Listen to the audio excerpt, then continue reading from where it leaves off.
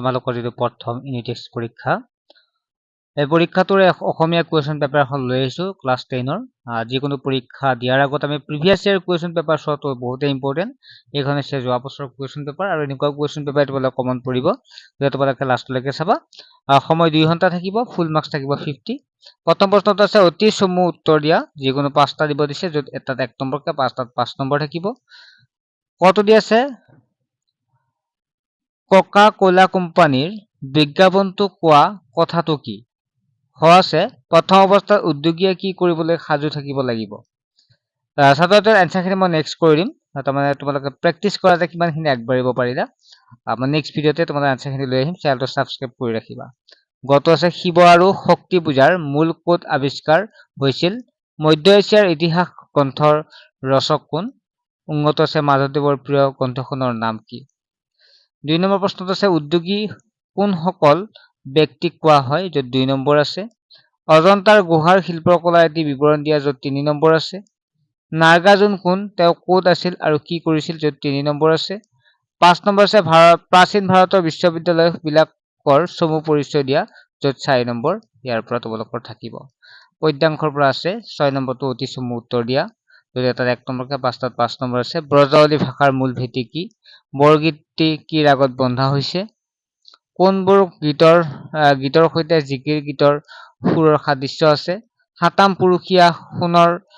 চতাল হৰ কিহেৰে পোত খাই আছে বুলি কবিয়ে কৈছে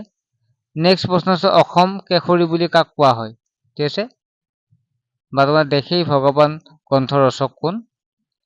তাৰপিছত নেক্সট হৈছে বা অসম কেশৰী কাক বুলি কয় এইটো চাবা তোমালোকে প্ৰশ্নৰ উত্তৰ এইটো চব দেখেই ভগৱান গ্ৰন্থৰ ৰচক কোন প্ৰসংগ সংগতি দৰ্শাই ব্যাখ্যা কৰা সজাৰ মইনাটিৰ অনেক যুগতি দেওমাৰি পাৰ হলে এৰিলে প্ৰীতি তাৰপিছত তলৰ প্ৰশ্নৰ উত্তৰ দিয়া সন্ধি ভাঙা যিকোনো দুটা য'ত 5 নম্বৰ দুটাত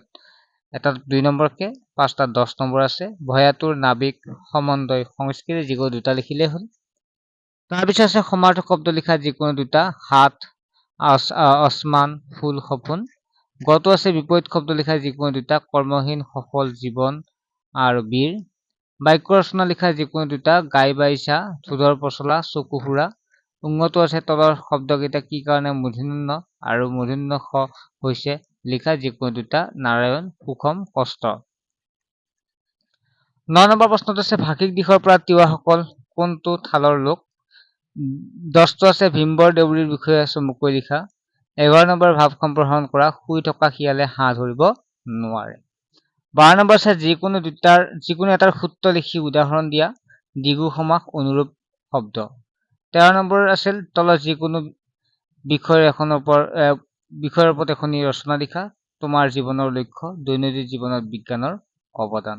ছাত্ৰছাত্ৰীসকল আশা কৰোঁ তোমালোকে বুজি পালা ইয়াৰ উপৰি তোমালোকক এটা কথা অৱগত কৰিব বিচাৰো আমাৰ অনলাইন টিউচনৰ ব্যৱস্থা আমি এইবাৰ নহয় আগৰ পৰাই কৰি আছিলো আৰু এইবাৰ এটা অফাৰ দিয়া হৈছে মাত্ৰ 299 টকা পেমেন্ট কৰিলে তোমালোকে 1 বছৰ পঢ়িব পাৰিবা গতে স্পেশাল অফাৰ কেইদিনমানৰ কাৰণে আছে তোমালোকে সোনকালে এই অফাৰটো লৈ লোৱা ঠিক আছে নেক্সট এটা ভিডিঅ' লগ পাম বাই